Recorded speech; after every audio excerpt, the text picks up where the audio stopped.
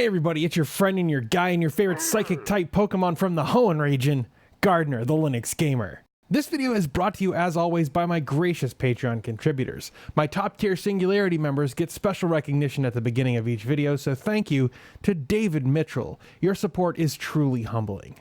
So if you were ever one to be skeptical of software as a service, here's your vindication. So subscribers of the Adobe Creative Cloud got a rather interesting email the other day that stated basically that their software license was invalid and that they were needing to update lest they potentially expose themselves to legal action. This is just... Oh my God, I didn't realize that we lived in the mirror universe in which corporations could do literally anything they could ever want to do in order to make as much money as possible. Maybe I'm naive. But yeah, we live in a time where basically you're paying a fee to use software, and at any point, that license to use the software can be revoked, and you can still be paying a fee and not be able to use the software that you're licensing. That's insane to me. Is that not insane? Am I like crazy for thinking that that is insane? I feel like Soylent Green is people, man. All right, let's cut back on the hysteria a little bit.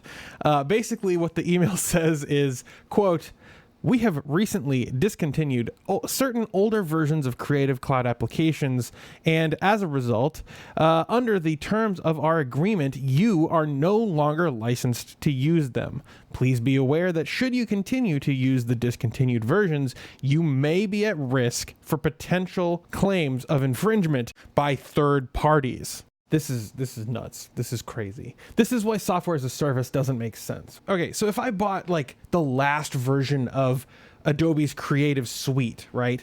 And included in that was a copy of Adobe's proprietary technology. This is where this all stems from, is a court battle against Adobe and Adobe. So let's say that I bought the last version that you could actually buy, right? Quote unquote. With that purchase, you're not only buying the license for, Adobe software, but all of the other proprietary technologies that Adobe is licensing from third parties. For example, Dolby Labs is licensing, 5.1 Dolby surround sound, the ability to edit that kind of stuff in Premiere, right? And that license would be in perpetuity for me as someone who was purchasing the license for this software package that I was purchasing.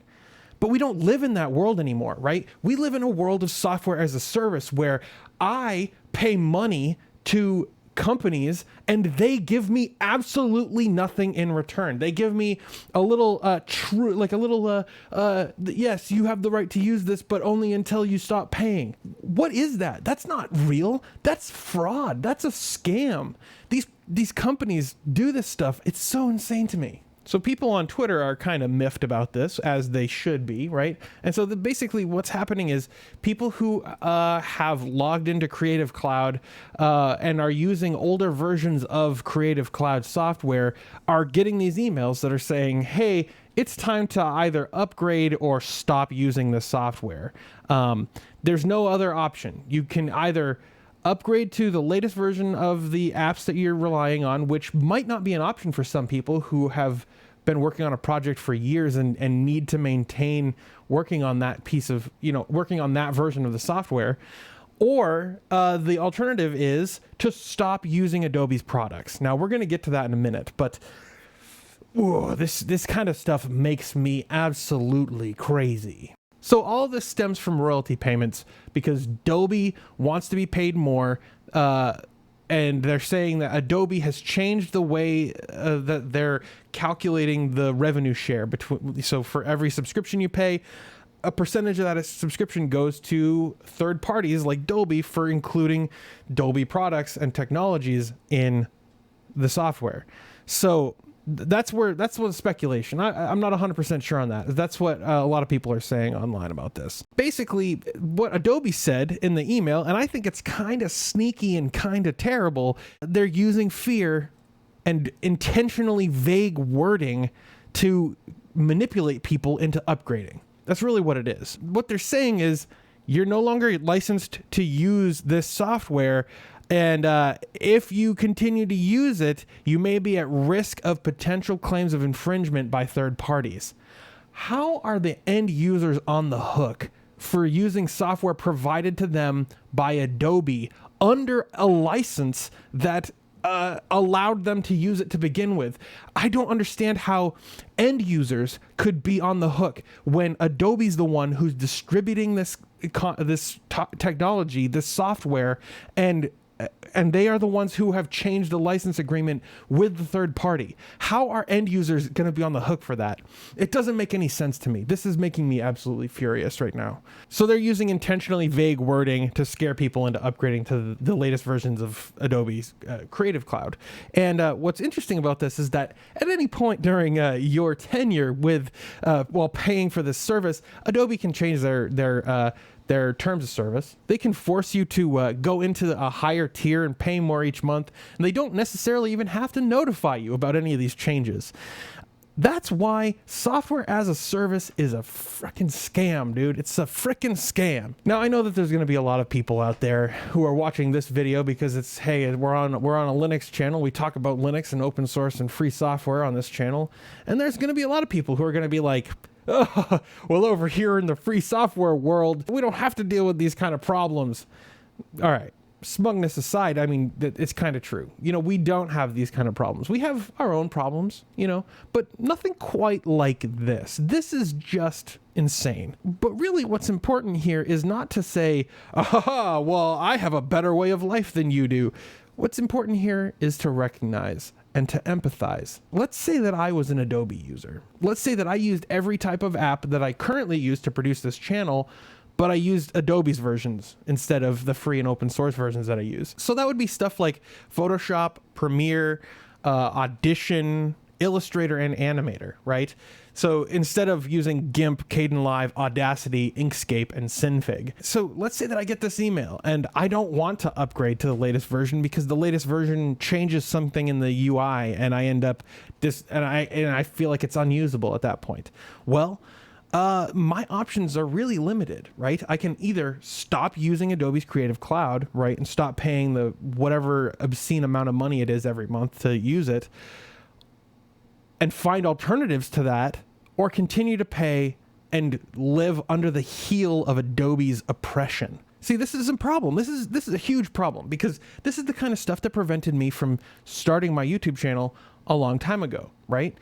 I actually did use Adobe for a little while. I used a lot of Adobe products before they did Creative Cloud, of course.